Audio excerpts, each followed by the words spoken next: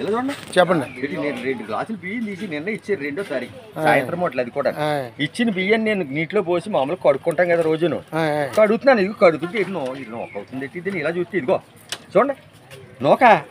ఇది అన్నం తింటారా లేకపోతే ఇది అన్న గెంజి కాసు తాగుతామా? ఇడ్లీ రవ్వలాగా అయిపోయిందండి. ఇడ్లీ రవ్వ కాదు, మొత్తం పిండి అయిపోతుందండి బాబు. పిండి అయిపోతుంది. ఇడ్లీ రవ్వలాగా ఉన్నా పర్వాలేదేమో, నోకలు కుడికింది నిన్ను. ఇటు ఉత్తినిస్తే ఇలాంటి ఇస్తారా? ఈ బియ్యమే ఈ బియ్యమా ఇటు నీటిలో పోసి కడుగుతుంటే ఇది ఇలాగ అయిపోద్దా? ఇలాగ ఇదిగో ఏంటి స్పెషల్ కోసలే ఆరోగ్యం కోసం ఇస్తున్నాడా మన కోసం? ఏమండి ఇప్పుడు పరిపాలన ఏదైనా కానీ మొత్తం మీద ఆ రైస్ మిల్ వాళ్ళు ఎలాంటి ఇస్తున్నారో చూసుకోవాలి కదా. కదా ప్రభుత్వం జీతాలు ఇస్తున్నారు కదా, ఆ పేర్లు ఏం చేస్తున్నారు? ఏది ఇచ్చినా సరే మీకోసమే ఇస్తున్నామంటారా? ఈ బియ్యం పైకి చూస్తాకే ఇక్కడ మరి అయ్యే నేను నాకు ఇస్తా. ఇది ఉండమ్మా, ఇగో ఈ పక్కన పోయి అవి పిసిస్తాను. ఇలా చేతులై ఈ పచ్చాకి పిసిస్తాను చూడు. ఇగో నీళ్ళు ముంచాను,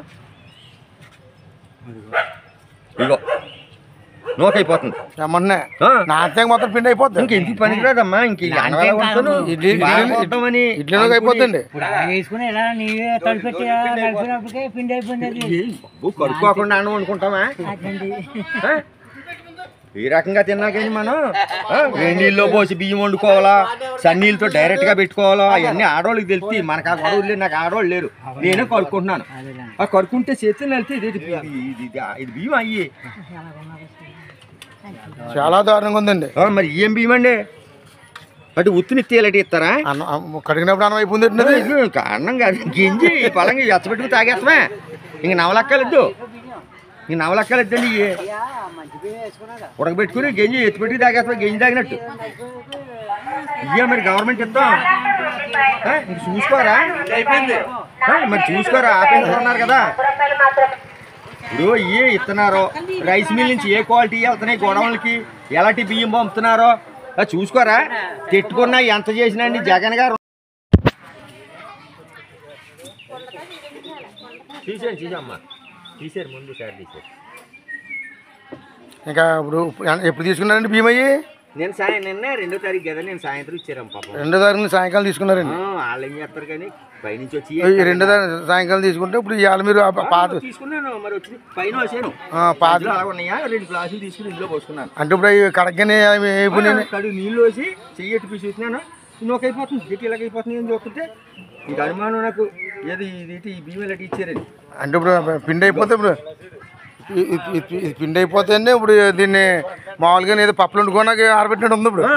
అంటే మనం పిండి అడుచుకొని పిండి కూడా ఆడక్కర్లేదు. గట్టిగా పిచ్చితే మనకి ఎక్కడ అయిపోద్ది పిండి అండి. మిల్లు ఆడి చక్కలేదండి. చేతుడు కొంచెం గట్టిగానే వెళ్తే సరిపోద్ది.